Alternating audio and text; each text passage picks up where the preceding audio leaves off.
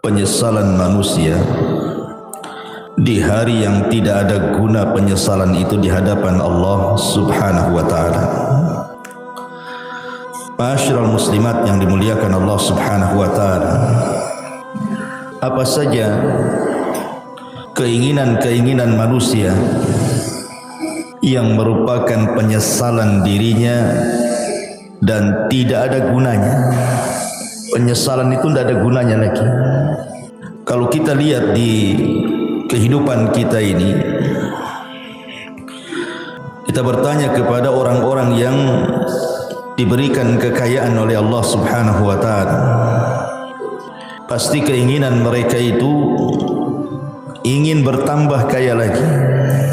Karena biasanya orang-orang yang diberikan dunia itu mereka tidak akan puas dengan dunia yang dimilikinya.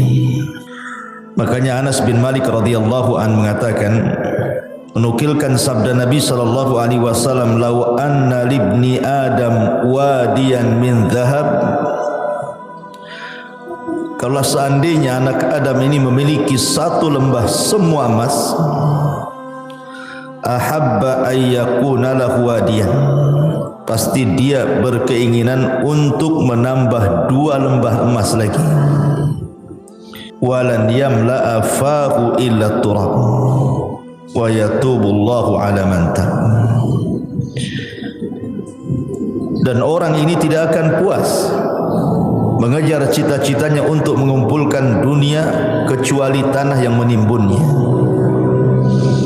Kalau sudah ditimbun tanah, baru tahu, barulah dia menyesal.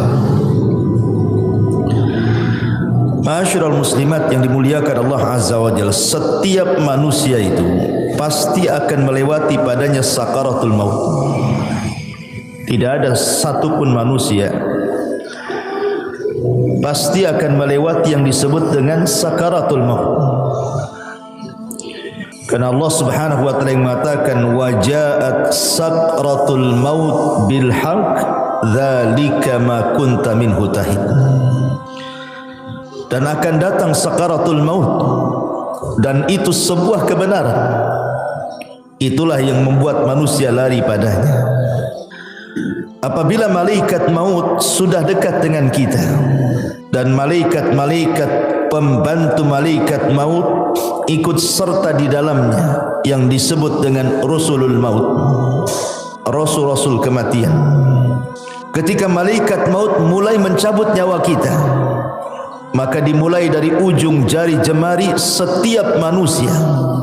Kemudian ruh itu berjalan sedikit demi sedikit sampai di tenggorokan. Ketika nyawa di tenggorokan inilah maknanya manusia sudah tidak akan selamat lagi. Hatta idza balagatit tarak wa qila man rah. Sampai ketika ruh itu sampai di tenggorokan manusia, tidak ada yang bisa meruqyah dia mengembalikan ruh ke dalam jasadnya. Disitulah dia terbayang keinginan-keinginan, penyesalan-penyesalan yang tidak ada guna penyesalan itu. Apa saja penyesalan-penyesalan yang akan dirasakan saat detik orang sakaratul maut itu. Walaupun dia menjerit kepada Allah Subhanahu wa taala untuk dikembalikan ke dunia, melaksanakan penyesalan yang sudah ia tinggalkan, baik perkara yang harus dilaksanakan atau perkara yang harus ditinggalkan, percuma saja penyesalan kala itu. Inilah kita akan bahas beberapa penyesalan-penyesalan ketika orang berada fi firashil maut, tempat tidur kematian. Apa saja penyesalan-penyesalan itu? Ma'asyiral muslimat yang dimuliakan Allah Azza wa Jalla, kita harus bedakan keinginan orang-orang yang beriman saat detik-detik kematiannya dengan cita-cita orang-orang yang mereka jauh daripada keimanan. Maka penyesalan mereka tidak ada gunanya. Contoh saja umniyatus salihin, kehendak dan cita-cita orang-orang saleh. Apabila ruhnya sudah dicabut, kemudian badannya berada di atas keranda kematian, kemudian dibawa ke kuburan, maka orang-orang soleh akan mengatakan saat jasadnya dibawa ke kuburan, qaddimuni qaddimuni, segerakan aku, segerakan aku, segerakan aku, segerakan aku. Maksudnya jangan dilambatkan jalan supaya cepat dikubur, karena dia tahu di hadapan dia ada nikmat yang luar biasa. Tetapi kalau dia orang fasik, orang jahat, maka dia akan berteriak kepada orang-orang yang membawa jasad dia ke kuburannya dan mengatakan, ya wailaha aina yadhhabuna biha, celaka celaka, hendak kau bawa ke mana jasadku ini? Dia pun berteriak-teriak, tidak ada yang mendengar selain makhluk-makhluk di luar manusia dan jin. Ma'asyiral muslimat yang dimuliakan Allah Subhanahu wa taala, apabila seorang yang beriman betul-betul sudah dimasukkan ke dalam kuburan, kalau dia meninggal karena mati syahid, maka dia akan meminta kepada Allah Subhanahu wa taala untuk dikembalikan ke dunia. Untuk apa? Untuk berperang kembali dan mati syahid kedua kalinya, dan itu kemuliaan baginya. Makanya Jabir bin Abdullah radhiyallahu anhu pernah menceritakan saat kematian ayahnya Abdullah ibn Haram. Jadi saat kematian Abdullah ibn Haram, Jabir bin Abdullah ini dia merasa sedih. Bagaimana tidak ayah tercintanya satu-satunya harus mati syahid di Uhud. Kemudian sambil memeluk ayahnya yang sudah tidak bernyawa itu, maka Nabi SAW mengatakan, ya Jabir, tabki aw la tabki, wallahi ma kallama Allahu ahadan qat min wara'i hijabin wahiyan abaka fakallamahu kifahan bila turjuman. Jabir, menangis ataupun engkau tidak menangis, sungguh Allah Subhanahu wa taala tidak pernah bicara pada siapapun di balik tabirnya secara wahyu kecuali bapakmu.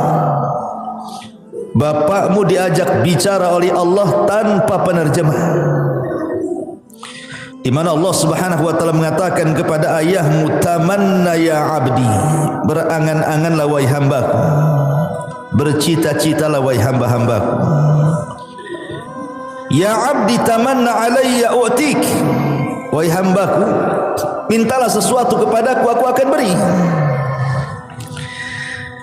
Maka ayahnya Jabir Abdullah ibn Haram mengatakan, ya Rabb, ya Rabb, tuhyini fa'aqtulu fika thaniyatan, hidupkan aku kembali ya Rabb, supaya aku bisa berperang untukmu kedua kali, dan aku bisa mati syahid kedua kalinya. Tapi Allah Subhanahu wa taala mengatakan, innahu qad sabaqa minni annahum ilaiha la yarji'un. Tidak mungkin wahai Abdullah, orang yang sudah mati itu hidup lagi. Kemudian Abdullah ibn Haram mengatakan, kalau begitu sampaikan kepada orang-orang yang masih hidup akan posisiku di hadapan. Maka Allah Subhanahu wa taala turunkan ayat, wala tahsabannal ladzina qutilu fi sabilillahi amwatan bal ahya inda rabbihim yurzaqun. Jangan kau sangka orang-orang yang mereka mati di jalan Allah, terbunuh dalam jihad, mereka mati. Tidak, mereka hidup. Mereka diberikan rizki di hadapan Allah Subhanahu wa taala. Inilah cita-cita orang-orang yang beriman. Walaupun cita-cita ini mustahil dilakukan, mustahil terkabulkan, tapi cita-cita mereka mulia, ingin hidup kembali, ingin berperang karena Allah, dan ingin mati syahid kedua kalinya. Begitulah umniyatus salihin, angan-angan orang-orang yang saleh. Makanya dalam surah Yasin ada satu kisah yang disebut dengan Habibun Najjar. Dalam surah Yasin itu ada kisah yang disebut dengan kisah Habibu An-Najjar. Bagaimana kisahnya Habibun Najjar itu? Jadi suatu hari di sebuah perkampungan di zaman setelah Isa bin Maryam, sebelum diutusnya Nabi SAW, di kampung itu atau daerah itu sangat penuh dengan kezaliman, penuh dengan kesyirikan. Diutuslah oleh Allah Subhanahu wa taala dua nabi untuk mendakwahi kampung tadi. Ada yang mengatakan bahwa dua orang ini bukan nabi tetapi murid-muridnya Isa bin Maryam untuk mendakwahi daerah tersebut, tapi didustakan oleh kaumnya. Akhirnya Allah Subhanahu wa taala mengutus satu lagi untuk menguatkan yang dua orang yang sedang berdakwah itu, tapi didustakan lagi. Sampai akhirnya tiga utusan ini hampir dibunuh. Datanglah seorang laki-laki yang bernama Habibun Najjar, yang sudah beriman sebelumnya kepada tiga utusan ini, memperingatkan orang-orang yang menentang tiga utusan itu. Kemudian malah dia jadi sasaran pembunuhan. Niatnya membela para utusan, akhirnya dibunuh oleh orang kampung itu. Ketika dia mati, maka ruhnya diperlihatkan sorga dan kenikmatan-kenikmatan di dalamnya. Sampai Allah katakan, qila dkhulil jannah, masuklah kau Habibun Najjar ke dalam sorga. Qala, maka Habibun Najjar mengatakan, ya laita qaumi ya'lamun bima ghafara li rabbi wa ja'alani minal mukramin. Duhai kiranya kaumku tahu, duhai kiranya kaumku tahu dengan apa yang Allah berikan dari ampunannya kepadaku, dan dia telah menjadikan aku orang-orang mulia. Tentu mereka tidak akan mendustakan para utusan itu, katanya. Itulah umniyatus salihin, cita-cita, keinginan-keinginan orang-orang soleh apabila sudah meninggal. Akan tetapi di sana ada yang disebut dengan umniyatut talihin, keinginan, cita-cita, penyesalan dari orang-orang yang tidak memiliki keimanan, orang fasik, orang jahat. Tetapi keinginan mereka hanyalah sebuah penyesalan, tidak ada guna. Apa saja itu? Pertama, mereka akan menyesal karena mereka meninggalkan sholat. Orang-orang yang sedang sakaratul maut ataupun orang-orang yang sudah mati, maka mereka akan menyesal kenapa ketika mereka masih sehat, masih hidup normal, mereka meninggalkan sholat. Ini yang akan jadi penyesalan orang-orang yang sedang sakaratul maut itu. Kenapa dulu aku meninggalkan sholat?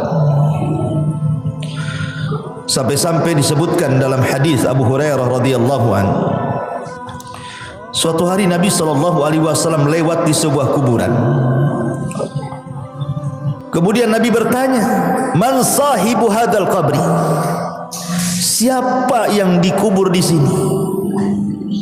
Rasul bertanya kepada para sahabat, siapa orang yang dikubur di kuburan ini? Maka para sahabat mengatakan, fulan wa fulan, fulan dan fulan wahai Rasul. Maka Nabi SAW mengatakan, rak'atani ahabbu ila hadha min baqiyati dunyakum. Wa fi riwayatin rak'atani khafifatani mimma tahqiruna yaziduha hadha fi amalihi ahabbu ilaihi min baqiyati dunyakum. Kata Nabi, 2 rakaat lebih dicintai orang yang ada di kuburan ini dibandingkan dunia yang kalian miliki. Dalam riwayat, 2 rakaat solat yang ringan yang kalian remehkan, tapi itu bisa menambah amalannya, itu lebih dicintai orang yang dikubur ini dibandingkan seisi dunia yang kalian miliki. Subhanallah. Orang-orang yang dikubur itu, Bu, atau orang-orang yang sedang sakaratul maut itu, mereka dicita-citakan ingin sholat, walaupun hanya 2 rakaat yang ringan, yang mudah dilakukan. Tapi apalah gunanya penyesalan itu? Menyesal dia kenapa tidak sholat, menyesal kenapa dia tidak melakukan 2 rakaat sholat. Tapi apa gunanya penyesalan itu? Tidak ada guna. Tidak ada guna penyesalan itu. Padahal Nabi SAW saat detik-detik wafatnya, apa kata Rasul? As-salatu salat wa ma malakat aimanukum. Jaga solat, jaga solat, dan hamba-hamba sahaya di antara kalian. Bahkan Umar bin Khattab radhiyallahu an, saat detik-detik wafatnya, Umar sampai mengatakan, la hadza fil Islam liman taraka salat. Tidak ada bagian dalam Islam, kata Umar, bagi orang yang tidak melaksanakan salat. Itu di akhir-akhir usia Umar, saat detik wafatnya, dia ingatkan soal salat. Persis seperti wasiat Nabi SAW, as-salatus salah wa ma malakat aimanukum. Maka sebelum waktu itu akan datang, penyesalan akan diungkapkan. Tapi apalah gunanya penyesalan itu di hadapan Allah? Maka dari sekarang jangan pernah tinggalkan sholat, karena ini adalah penyesalan orang-orang sakaratul maut nanti. Tapi heran hari ini kan, Masya Allah ya, orang yang meremehkan sholat itu kayaknya biasa-biasa saja, kayak nggak berdosa saja orang tak sholat tuh, kayak nyantai gitu deh, Bu ya. Kalau kita tanya sama orang yang tidak sholat tuh, kenapa kau tak sholat, katanya, nanti katanya, kalau sudah dapat hidayah, katanya. Ngomongnya enak saja kayak gitu juga. Bukankah engkau seorang muslim, kenapa kau tidak sholat, katanya. Entah kenapa saya malah sholat, katanya. Kayaknya bukan beban bagi dia gitu ya. Padahal orang yang meninggalkan sholat itu bisa kafir tuh. Kata Nabi SAW, al-ahdu bainana wa bainakumus salat, faman tarakaha faqad kafar. Perbedaan kita loh dengan orang kafir itu salat. Kalau dia meninggalkan salat, berarti apa bedanya dengan kafir? Makanya Rasul mengatakan, faman tarakaha faqad kafar. Siapa yang meninggalkan bisa kufur dia. Maka Bu, nasihati kalau ada keluarga yang tidak sholat, ajarkan sholat, suruh mereka sholat. Jangan sampai datang waktu di mana dia ingin sholat, tapi keinginannya hanya menjadi penyesalan bagi dia, karena tidak ada guna. Nyawa sudah di tenggorokan, itu sudah nggak ada guna lagi taubat. Innallaha yaqbalu taubata abdin ma lam yugharghir. Sungguhnya Allah Subhanahu wa ta'ala itu hanya menerima taubatnya seorang hamba sebelum nyawa di kerongkongan. Ini yang pertama. Penyesalan yang kedua, as-sadaqah, sedekah. Allah Subhanahu wa ta'ala mengatakan dalam surah Al-Munafikun ayat 100, ayat 10 sampai 11, wa anfiqu mimma razaqnakum min qabli an ya'tiya ahadakumul maut fayaqula rabbi laula akhartani ila ajalin qarib fa asaddaqa wa akum minas salihin. Walan yuakhirallahu nafsan idza jaa ajaluha wallahu khabirum bima ta'malun. Allah Subhanahu wa taala sudah mengingatkan jauh-jauh hari sebelum datang detik-detik kematian itu. Infak, perbanyak sedekah dari rizki yang kami rizkikan kepada kalian sebelum datang satu hari kematian akan menjemput kalian, dan kalian mengatakan Rabbi ya Rabb laula akhartani ila ajalin qarib. Kalaulah engkau hidupkan aku sesaat, kalaulah engkau sembuhkan aku sesaat, apa yang terjadi? Fa asaddaqa wa akum minas salihin. Aku janji aku akan sedekah dan aku akan menjadi orang baik. Tetapi Allah mengatakan walan yuakhirallahu nafsan idza jaa ajaluha. Tidak mungkin Allah mengakhirkan hidupnya kalau sudah datang ajalnya. Tidak mungkin Allah mengakhirkan hidupnya, mengembalikan nyawa yang sudah ditenggorokan dikembalikan kepada badannya kalau sudah ditetapkan hari itu dia harus mati. La yastakhiruna sa'ata wa la yastaqdimun. Kalau kematian itu datang tidak mungkin diakhirkan, tidak mungkin dimajukan pas waktunya. Disitulah penyesalan datang.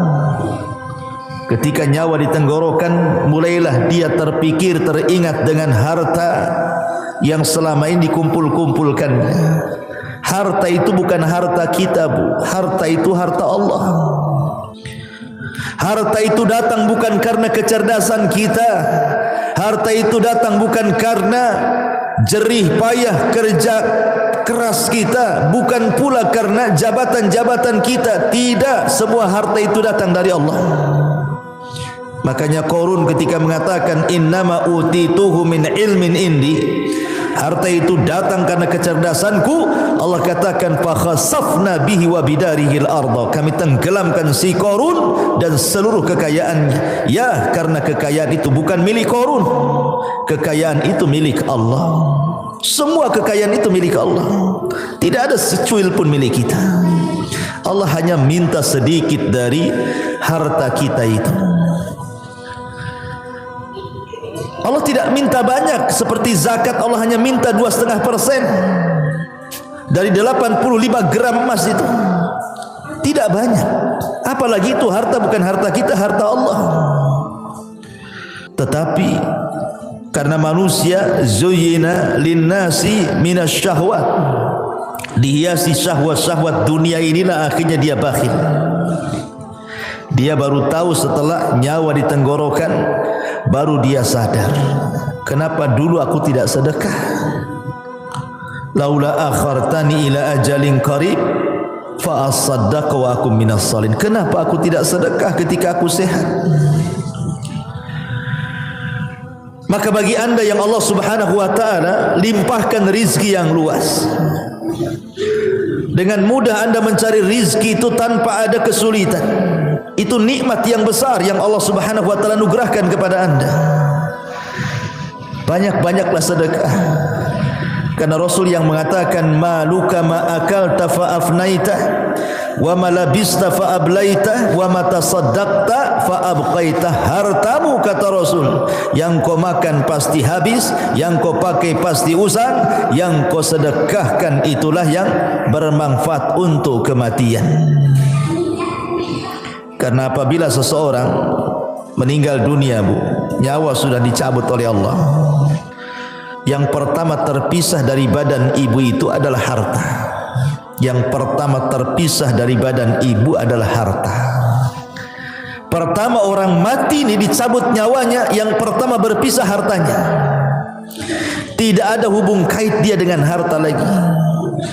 Bahkan sekaya apapun orang yang meninggal itu tetap saja sama keluarganya dibelikan kain kafan yang harganya murah. Bukan karena dia orang kaya kafannya mahal, tidak. Kafannya pun tetap itu juga yang sangat murah, tidak berharga. Karena pertama kali dia meninggal, yang terpisah dari hidup dia itulah hartanya dulu.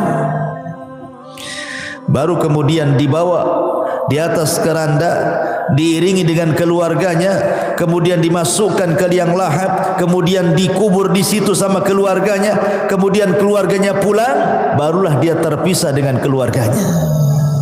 Tapi yang pertama terpisah dari badannya adalah hartanya. Di saat itulah dia menyesal dan mengatakan, laula akhartani ila ajalin qarib fa asaddaqa wa akum minas salihin. Ya Rabb, kalaulah engkau akhirkan kehidupanku sesaat, tidak apa-apa, aku akan sedekahkan tuh harta-hartaku tuh, dan aku akan termasuk orang yang baik. Tetapi apakah umniyatut talihin ini, cita-cita orang-orang yang seperti ini bermanfaat bagi dia? Tidak ada guna.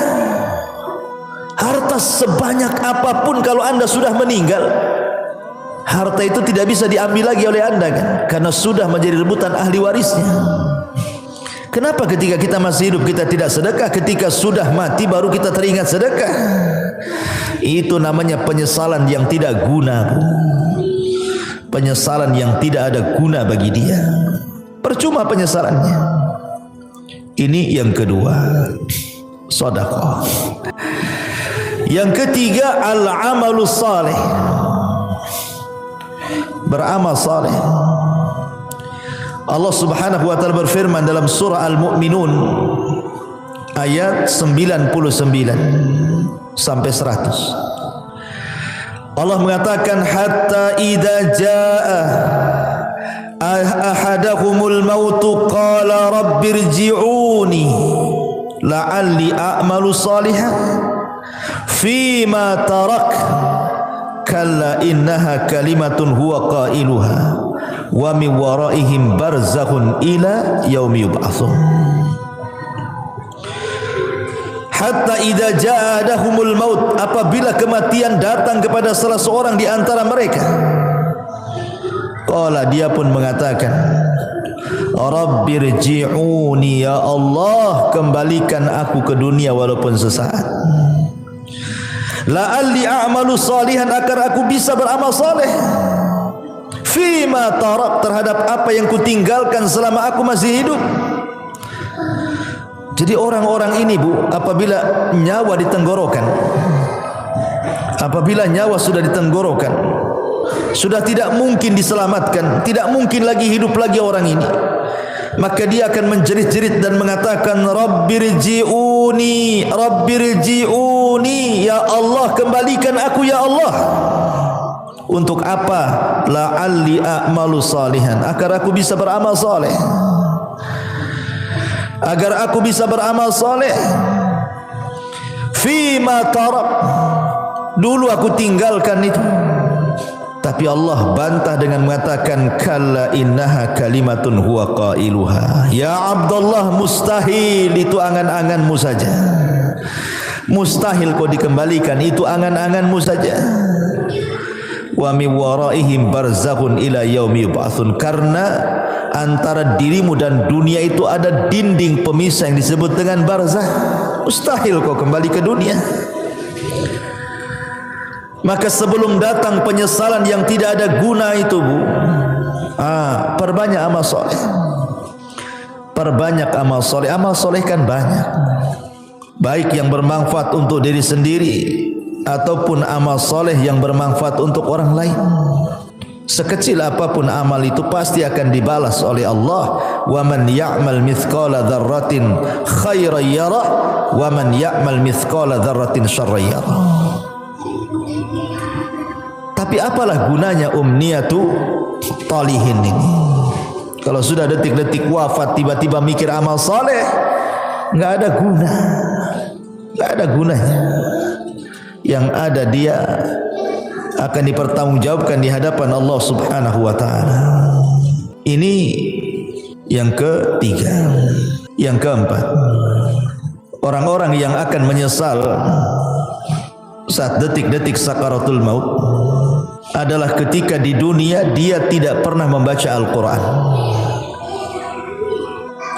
Di dunia dia tidak pernah membaca Al-Quran. Sampai ada, Bu, di masyarakat itu yang usianya sudah 40 tahun, 50 tahun, 60 tahun, bahkan 70 tahun pun tidak pernah tangannya memegang mushaf Al-Quran, tidak pernah lisannya menggerakkan untuk membaca Quran. Subhanallah, di masyarakat itu ada dia muslim KTP-nya, tapi sama Quran itu tidak pernah baca. Apalagi ketika Allah memberikan fitnah kepada kita berupa handphone ini, dia bisa loh mengikuti berita politik, berseri. Hari ini apa beritanya, besok apa beritanya, lusa apa beritanya, terus diikuti itu. Orang berkasus disidangkan di pengadilan, kita tidak ada hubungan kerabat dengan dia, Bu. Diikuti kasusnya. Cemana sidang hari ini, cemana sidang besok, cemana sidang lusa, padahal nggak ada manfaatnya untuk kita tuh. Ibu bukan saudara dia, dia pun bukan saudara ibu. Sibuklah ibu cerita tentang persidangan dia, disibukkan hari-hari. Belum lagi yang nonton kuliner tuh, diikutilah itu. Apa nih hari ini dia masak apa nih, besok masak apa, lusa masak apa gitu. Atau artis tertentu yang suka mamer-mamerkan kekayaan itu, Bu, diikutilah blognya itu, jadi subscribe-nya lagi, langganan dia. Wah, ini baru ngupload nih si artis ini. Apalah gunanya ibu dengan artis itu? Nggak ada guna kan? Manfaatnya apa? Dia yang kaya, ibu yang dalam ludah yang nengok di handphone itu kan, nggak ada guna tuh. Ngapain ngikut-ngikut kayak gitu itu? Coba kalau nggak ditonton artis itu, bangkrut juga dia. Jangan ditonton, nggak akan dia dapat duit juga. Karena itu sama kan, kalau kita nonton kan habis pulsa kita, itu sama kita ngasih uang sama orang kaya itu. Ibu sudah miskin, artis ini kaya, nonton program dia, uang kita habis di pulsa, dia pula dapat duit. Akalnya di mana coba? Hilang akalnya orang tuh. Hari-hari kok bisa dia ngikutin tuh ya? Padahal yang ditontonkan kepada kita itu tidak ada guna dunia akhirat tuh. Tidak menambah kekayaan kita, ya tidak menambah pahala kita. Yang ditonton dia sedang pamer-pamer rumah, pamer-pamer kendaraan, pamer-pamer jalan-jalan, pamer-pamer anaknya, pamer-pamer istrinya, suaminya. Na'udzubillah, tsumma na'udzubillah. Ittaqillah, bertakwa kepada Allah, bertakwa, takut kepada Allah. Masih ada program yang manfaat di handphone itu. Bisa kita dengarkan mengaji, murotal, ustaz-ustaz ceramah. Adalah manfaat tuh. Kalaulah tidak manfaat dunia, manfaatlah untuk akhirat. Ya. Sekarang tidak ada alasan orang tidak mengaji tuh, karena sekarang handphone sudah di tangan masalahnya, dan aplikasi Quran ada di dalamnya. Kalau dulu orang nenteng-nenteng mushaf itu mungkin malu. Kalau nenteng mushaf kemudian ibu ya sambil ke arisan bawa mushaf gitu ya, mushaf gede itu bukan? Pasti kata orang arisan, ibu ini salah tempat, musola sebelah sana bu katanya. Lah kok bilang musola sebelah sana katanya? Karena ibu nenteng mushaf disangkanya mau yasinan. Tapi kalau sekarang ini kan nenteng-nenteng handphone ini nggak ada orang malu. Justru kalau tidak punya handphone malu pula dia. Lalu apa alasan kita nanti di hadapan Allah kalau Allah bertanya, kenapa ibu tak baca Quran? Kemudian ibu jawab bagaimana? Mushafnya di masjid ya Rabb katanya. Mushafnya ketinggalan di rumah. Lah itu mushaf ada di tangan loh sekarang. Karena setiap handphone itu ada aplikasi Quran. Tidak ada alasan untuk tidak baca Quran. Dan itu akan ditanya di hadapan Allah Subhanahu wa taala. Wa qala ar-rasul ya rabbi inna qaumi ittakhidhu hadzal qur'ana mahjura. Wa qala ar-rasul, akan berkata Rasul kelak pada hari kiamat di hadapan Allah melaporkan akan umatnya, Rabbi inna qaumi ya Rabb, sesungguhnya kaumku ittakhadhu hadzal qur'ana mahjura. Sepeninggalku mereka sedikit demi sedikit meninggalkan Al-Quran. meninggalkan untuk memegangnya, meninggalkan untuk membacanya, meninggalkan untuk merenungkannya, meninggalkan untuk mempelajari tafsirnya, meninggalkan untuk mengamalkannya, bahkan melanggar isi-isinya, mahjur. Ini akan datang suatu hari penyesalan, ketika detik-detik nyawa ditenggorokan, maka orang akan teringat dengan Al-Quran. Karena salah satu pertanyaan itu juga Quran itu. Wa ma imamu, siapa pimpinanmu itu? Ikut siapa kamu ini? Jawabannya Quran. Jangan sampai detik-detik penyesalan itu datang dan tidak ada guna. Saat ruh sudah ditenggorokan, tiba-tiba kita berfikir dengan Quran, apa gunanya lagi? Anda sudah tidak bisa baca Quran, Anda saja dibacakan Quran. Orang yang detik-detik wafat itu kan sibuk tuh orang-orang baca Quran. Anda saja ditalkinkan, tidak bisa ngomong, macam mana mau baca Quran? Apa nunggu kita tidak bisa menyebut kalimat kecuali la ilaha illallah baru terpikir ingin baca Quran? La ilaha illallah. Jangan. Ini akan jadi penyesalan yang tidak ada guna nanti. Dari sekarang kalau ada waktu baca Quran. Baca Quran. Ya. Ma'asyiral muslimat yang dimuliakan Allah Subhanahu wa taala. Kemudian yang berikutnya penyesalan yang akan datang adalah dia akan menyesal kenapa di dunia dia tidak berkawan dengan kawan-kawan yang saleh. Karena di dunia ini kan orang terkadang menghabiskan waktu dengan kawan-kawan yang tidak ada manfaat untuk akhirat. Kita lihat para pengusaha, orang-orang kaya itu, ya kawannya sesama pengusaha kan. Kalau orang miskin ya sama orang miskin lah kawannya kan. Pengusaha tak mau juga berkawan sama ibu pula. Ya. Biasanya kan begitu kan. Kawan itu kan seprofesi itu. Pamannya olahraga lah kan itu. Kalau pemain bola ya pasti berkawan dengan pemain bola. Tak mungkin lah pemain bola berkawan dengan bulu tangkis, gak nyambung tuh. Lah terkadang subhanallah, kadang-kadang ya kita tidak hendak membicarakan lain-lain, ini hanya sekedar nasihat saja ya. Kadang ada orang tuh bergelut dengan dunia olahraga. Anggaplah dia mungkin timnas gitu ya. Hari-hari main bola saja tuh. Pagi latihan bola, siang latihan bola, sore latihan bola. Kawannya dengan orang-orang bola itu saja tuh. Besoknya gitu lagi, besoknya gitu lagi. Terkadang di antara mereka ada yang meninggalkan sholat, bahkan tidak sholat, bahkan mungkin kawannya orang kafir yang jelas-jelas kafir kan gitu. Olahraga itu tidak diharamkan, bahkan boleh jadi itu sebuah hal yang dianjurkan untuk kesehatan. Tapi kalau itu menjadi tujuan hidup, 1 hari, 2 hari, 1 bulan, 2 bulan, 1 tahun, 3 tahun, sampai habis waktunya hanya untuk memikirkan bola saja, ini akan jadi penyesalan. Akan jadi penyesalan.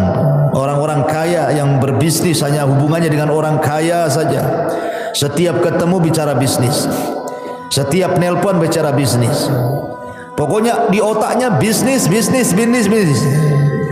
Tidak ada diluangkan waktu untuk ibadah, itu tidak ada. Dari mulai dia muda sampai dia tua, itu aja kawannya. Tak mau dia berkawan dengan orang soleh, dengan ustaz, dengan kiai, dengan ajengan, dengan teman-teman yang rajin ke masjid. Tak ada. Hanya disibukkan, dilalaikan dengan dunia saja. Atau hari ini mungkin kawannya handphone lah. Seperti yang saya sudah contohkan tadi. Disibukkan dengan nengok blog artis, terus itu aja ditonton. Sibuk komen-komen sana sini. Ini akan jadi penyesalan pada hari kiamat.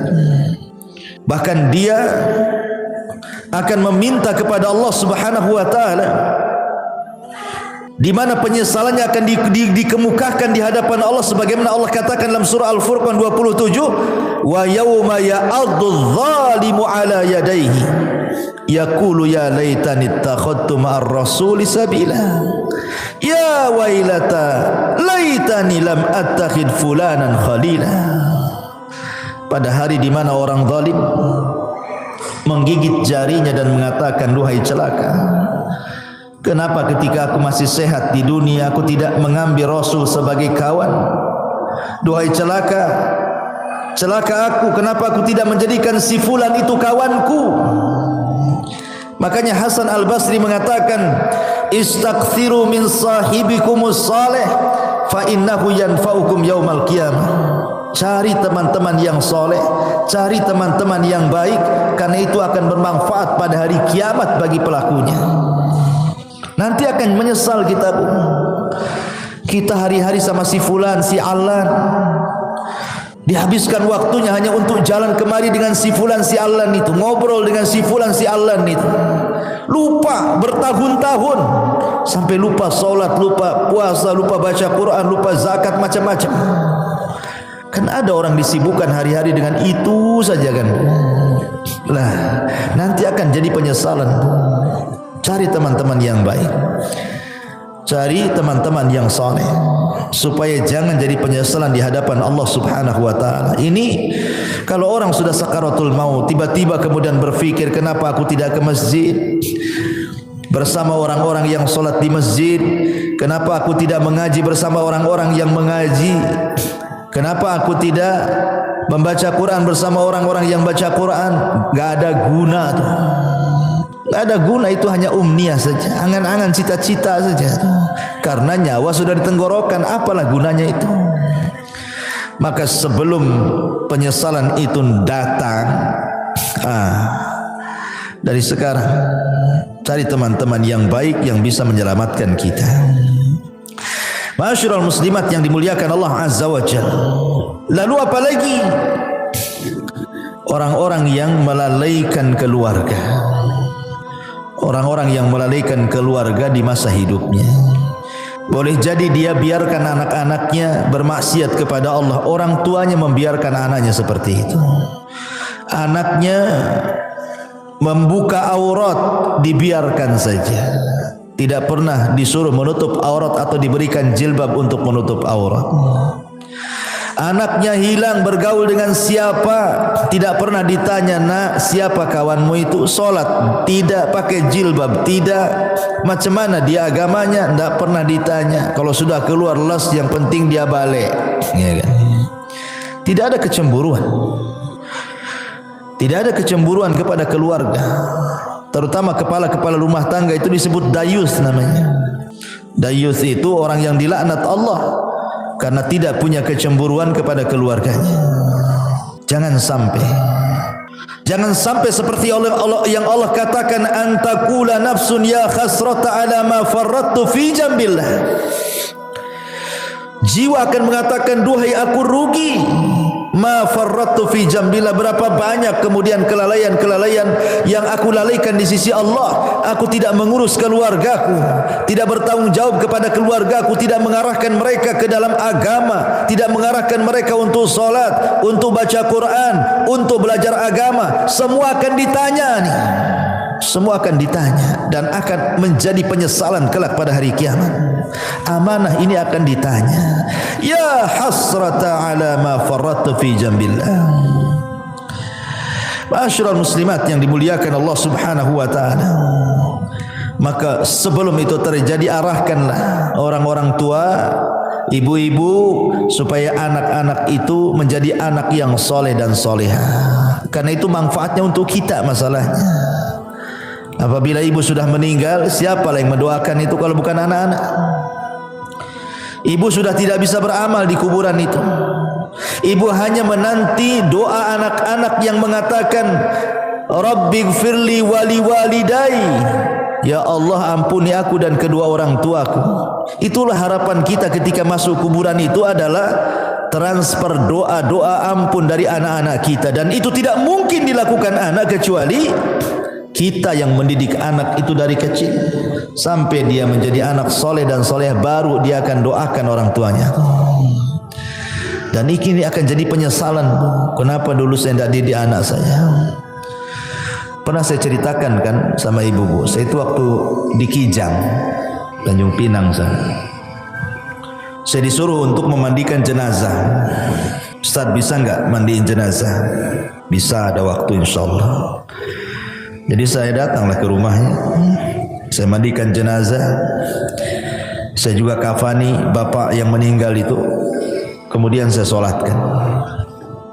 Ketika jenazah itu dari rumah hendak diangkat ke musola, karena dekat musolahnya dari rumahnya itu. Kan biasa Bu, kalau ada orang meninggal kan depan rumah pasti sudah dipasang terop, kursi-kursi sama RT di situ itu. Jadi setelah kemudian jenazah itu di masjid, coba saya tanya, mana keluarganya, biar dia di saf pertama mau saya bimbing supaya dia mendoakan orang tuanya, karena kan doa yang paling mustajab itu doa ketika sholat jenazah kan bagi si mayat itu, dan itu doa terakhir anaknya kan gitu. Habis itu tidak akan melihat lagi kekanak-kanak akan dikubur. Jadi saya panggil lah, mana anaknya? Jadi orang-orang mengatakan tuh anaknya tuh sedang duduk-duduk di kursi itu di terop, di bawah terop tuh. Jadi saya bilang suruhlah mereka nyolati bapaknya tuh. Itu terakhir kali lah saya mau ngomong. Tapi dipanggil-panggil Bu, anaknya nggak ada yang mau sholat, nggak ada yang mau nyolati bapaknya, masih rokokan aja di situ. Sempat saya ngelus dada, subhanallah, ada anak yang durhaka kayak gini kan. Itu bapaknya terakhir mati Bu, anaknya bukan satu orang, ada 5 orang. Semua duduk-duduk di situ, rokokan itu. Dipanggil-panggil dia bilang sudah disolatkan aja katanya, disolatkan aja katanya. Tidak mau dia menyolat itu. Ada apa dia dengan bapaknya? Tapi dengan peristiwa ini kita lihat kan, ini yang salah mesti bapaknya nih ketika dia masih hidup. Tidak mungkinlah kalau seandainya bapaknya itu baik mendidik anak-anaknya itu, kok anak-anaknya nggak mau nyolati dia gitu kan? Mesti ada dendam ke anak-anaknya ini. Ini saya saksikan Bu. Apa menunggu seperti ini gitu ya kan? Orang tua ketika meninggal menyolatkan saja anaknya tidak mau gitu kan? Auzubillah. Ini penyesalan yang tidak ada guna orang seperti ini. Karena kalau sudah besar anak itu bisa melawan orang tuanya. Betapa banyak orang-orang tua yang sakit hati kemudian bercita-cita, nak kalau kau tahu durhaka kepadaku di dewasa ini, sudah kecekik kau di masa bayi biar mati. Banyak tuh orang tua itu yang menghendaki kematian anaknya karena kurang ajar dia. Kan di masyarakat kan banyak yang seperti ini Bu. Ya, jadi janganlah kemudian sampai datang pada waktunya tiba-tiba kita menyesal. Ketika nyawa di tenggorokan dia menyesal kenapa dulu dia tidak mendidik keluarganya, tidak mengarahkannya, tidak menasihatinya, tidak menjadikan mereka anak-anak yang soleh dan solehah. Umniyatut talihin. Yang seperti ini umniyatut talihin, bukan umniyatus salihin namanya. Angan-angannya orang-orang jahat, percuma, nggak ada guna. Ya. Maka inilah perkara-perkara Bu. Jangan sampai seseorang itu di detik-detik wafatnya banyak hal yang dicita-citakan tetapi tidak mungkin terlaksana dan tercapai karena sudah tidak ada lagi hubungan antara kehidupan dunia. Kita sudah masuk alam barzah, masalahnya alam kematian, ada barzah di situ pemisah. Dan kalau orang sudah masuk kubur itu tidak mungkin sholat, puasa, zakat, haji, tak mungkin. Dia sedang sibuk dipertanggungjawabkan di hadapan Allah semua amalannya. Sedang ditanya man rabbuka wa man nabiyuka wa madinuk. Sehingga disitulah banyak orang yang menyesal. Wallahu a'lam bishawab. Inilah perkara-perkara yang akan menjadi bahan penyesalan bagi orang-orang saat detik-detik wafat ataupun setelah kematian.